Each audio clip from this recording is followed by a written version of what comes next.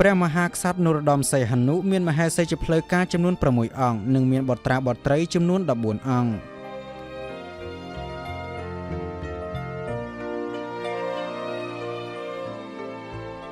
ទ្រង់ព្រះមហាក្សត្រនរោត្តមសីហនុមានមហេសីជាផ្លូវការចំនួន6អង្គគឺមហេសីទី1អ្នកមនាងផាត់កញ្ញុលមានបុត្រ2អង្គគឺនរោត្តមបុប្ផាទេវីនិងព្រះអង្គម្ចាស់នរោត្តមរណរិនមហេសីទី2គឺម្ចាស់ក្សត្រីស៊ីសវត្តពងសានមនីមានបុត្រ7អង្គគឺព្រះអង្គម្ចាស់នរោត្តមយុវនានព្រះអង្គម្ចាស់នរោត្តមរវីវង្សព្រះអង្គម្ចាស់នរោត្តមចក្រពង្សម្ចាស់ក្សត្រីនរោត្តមសូរិយារាំងសីម្ចាស់ក្សត្រីនរោត្តមគុណធបុប្ផាព្រះអង្គម្ចាស់នរោត្តមខេមានុរៈនិងម្ចាស់ក្សត្រីនរោត្តមបទុមបុប្ផា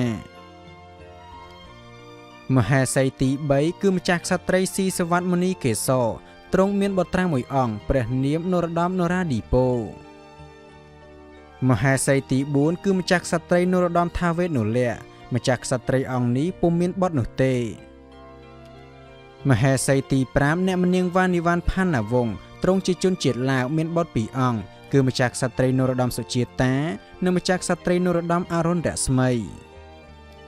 នៅថ្ងៃទី12ខែសីហាឆ្នាំ1970ព្រះនាងនរោត្តមអរុណរស្មីបានរៀបអាពាហ៍ពិពាហ៍ជាមួយព្រះអង្គម្ចាស់ស៊ីសវត្តសិរីរតន៍ដែលទ្រង់ប្រសូតនៅថ្ងៃទី21ខែមិថុនាឆ្នាំ1946ដែលជាព្រះរាជបុត្ររបស់ព្រះអង្គម្ចាស់ស៊ីសវត្តសិរីមតៈដែលទើបនឹងធ្វើរដ្ឋប្រហារទម្លាក់សម្ដេចសីហនុជាព្រះបិតាព្រះនាងបានរយៈពេលជាង3ខែប៉ុណ្ណោះ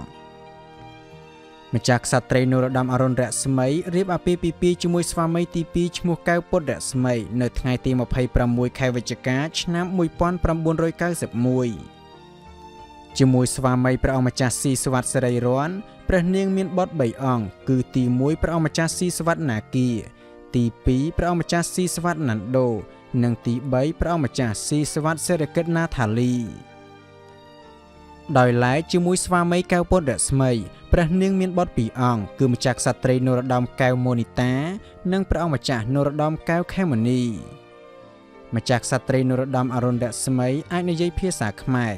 លាវថៃបារាំងនិងអង់គ្លេសបានយ៉ាងស្ទាត់ជំនាញនៅក្នុងខែកញ្ញាឆ្នាំ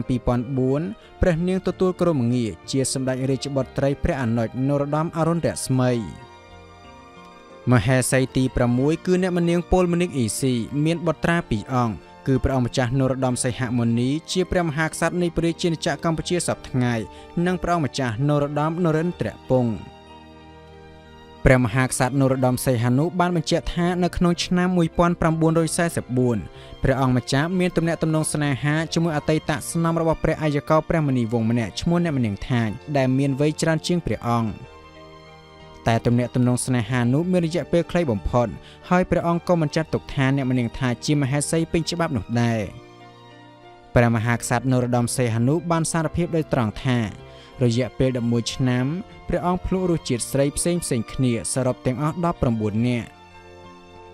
ស្រាវជ្រាវដោយឈឹមសេរីភួន